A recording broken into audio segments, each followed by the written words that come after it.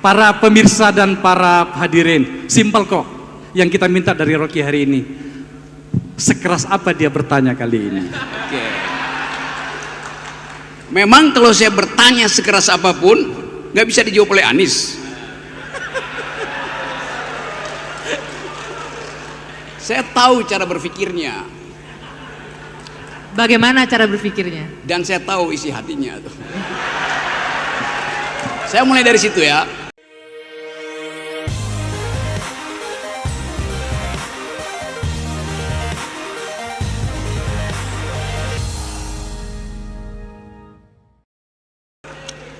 Demokrasi adalah soal cara berpikir. Ada definisi standar demokrasi adalah pemerintahan dari, oleh, dan untuk rakyat. Nah, itu omong kosong. Demokrasi adalah the government of reason through the government by the people. Pemerintahan akal melalui pemerintahan orang. Demokrasi adalah doing habits of the heart. Datang dari kebiasaan. Saya pakai bahasa Inggris karena dia paham bahasa Inggris.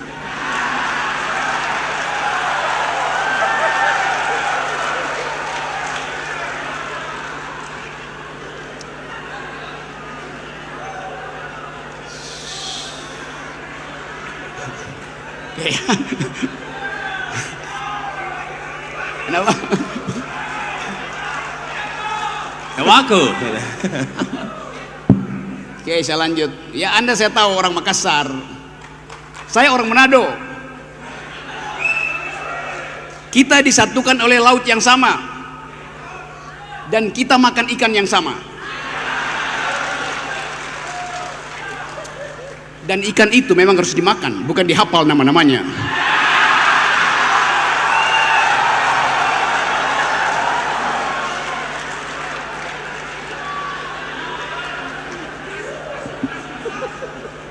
Dan bagian paling enak dari ikan adalah kepalanya.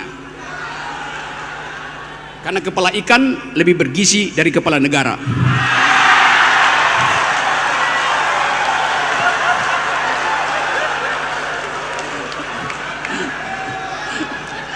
Oke.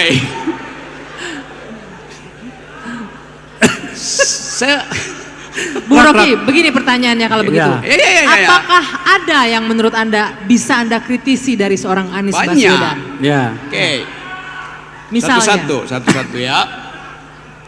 Tadi saya suka caption yang ditunjukkan di situ bahwa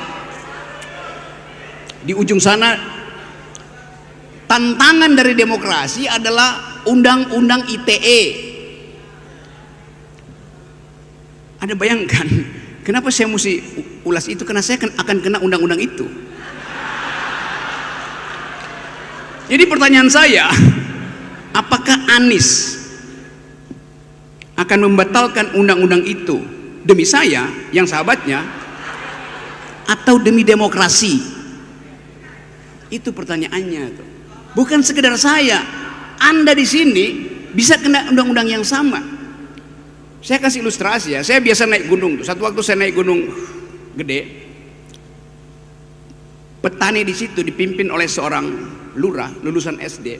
Dia bilang begini, Pak Rocky, kemarin ada orang pasang patok di kebun saya.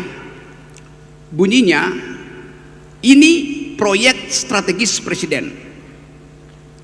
Maka mulai diinsinuasikan, kalian mesti pindah dari situ. Padahal itu mata pencarian mereka. Nanam singkong, nanam kol, nanam wortel.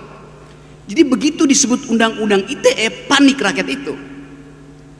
Disebut industri strategis presiden. Lalu dia bertanya ke saya, Pak Rocky, kalau saya foto orang yang lagi nanam patok itu, saya kena undang-undang ITE apa enggak? Anda bayangkan. Republic of Fear. Ini republik penuh kecemasan. Undang-undang ITE bisa menghantui petani di Cimacan, di Cibodas. Itu pentingnya kita bicara soal itu. Jadi demokrasi itu adalah jaminan primer tentang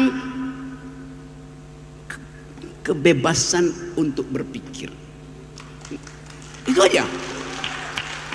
Kebebasan berpikir menghasilkan kebebasan berpendapat. Nggak mungkin ada pikiran tidak diucapkan dengan pendapat.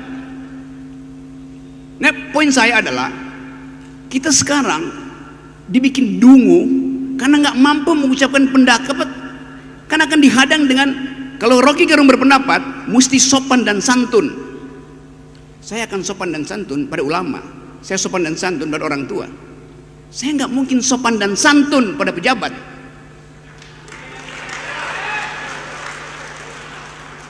Kasih kritik tapi sopan, artinya jangan kasih kritik. Kan dasarnya itu kan. Jadi kita mau ajukan, ini forum akademis.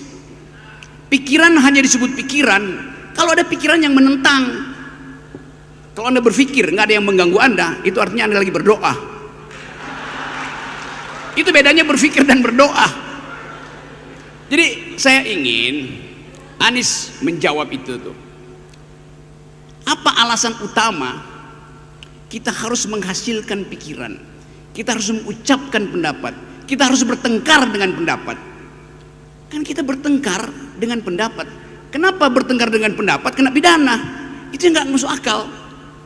Saya tidak melukai satu inci kulit seseorang kalau saya mengucapkan pendapat. Kenapa mesti pidana? Ajaib negeri ini. Mengucapkan pendapat adalah pidana.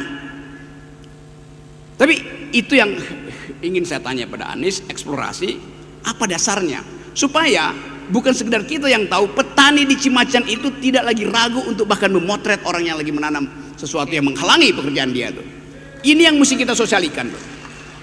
Nah, kita sosialisasikan ini di dalam upaya menghasilkan kembali demokrasi. Tapi hari